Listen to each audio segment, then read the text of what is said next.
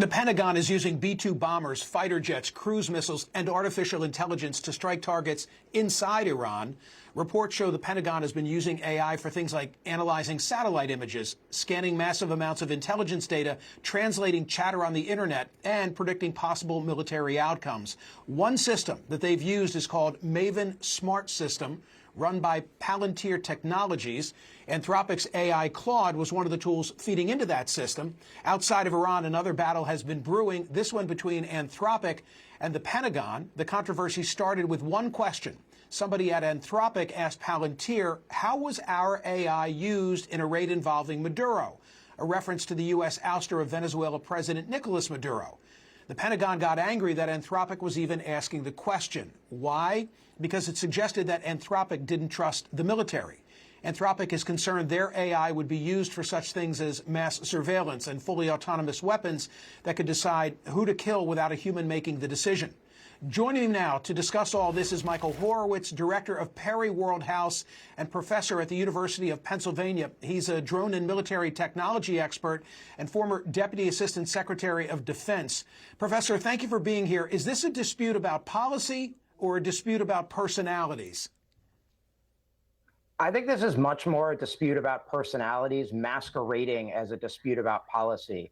The main reason for that is how much the Pentagon is relying on Anthropic's technology now, and the fact that there was no actual dispute between the Pentagon and Anthropic about any uses of their technology, nor was there any ask that the Pentagon was making of Anthropic in the future that Anthropic had a problem with. This essentially was a theoretical argument about possible future use cases involving mass surveillance or what Anthropic calls fully autonomous weapons. I realize this is all, new turf, but if a defense contractor like Raytheon sells to the Pentagon, they don't insist on how their weapons could be used, right? So should it be different in a world of artificial intelligence? And this is really the Pentagon's perspective in some ways. They say, hey, like Lockheed, Raytheon, they sell us a missile. They don't get to say, you get to fire it against country X, but not country Y. So like Anthropic, why are you pressing us on this? And I think from Anthropic's perspective, they view this more like terms of service, sort of like any software contractor has with the Pentagon. And so thinks that they have a right to be able to say, hey, you can use our technology for this use case, but not that use case.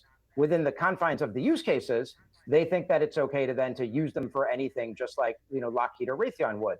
What this really reflects is how artificial intelligence is a different kind of technology. It's still evolving, still changing, and you need those contractors behind the scenes constantly as you're updating what you're doing with it, and new use cases become possible as the technology improves. And that's why this is really about a breakdown in trust between Anthropic and the Pentagon. Okay, so we're having this conversation, and here in the States, we're coming to terms with the idea of artificial intelligence being used for defense purposes.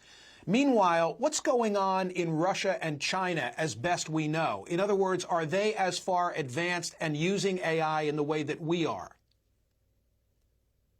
It's a great question. Russia and China are going full speed ahead as fast as they can in the incorporation of artificial intelligence into their militaries, especially China. The U.S. and China, as I think all of your viewers probably know, are in global competition right now. And that global competition, especially surrounding artificial intelligence, has been intense. On the frontier of AI, where Chinese companies like DeepSeek are competing with American companies like Anthropic and OpenAI and others. And that includes military applications of artificial intelligence, where China's military is working intensely to do that. Is America ahead in frontier AI? Yeah, absolutely. But where China and Russia can sometimes have an advantage is they've been a lot more willing to incorporate artificial intelligence into their militaries. Like I worry, for example, as a former Pentagon official, that America will have the best AI in the world, but that we will end up trailing when it comes to adoption.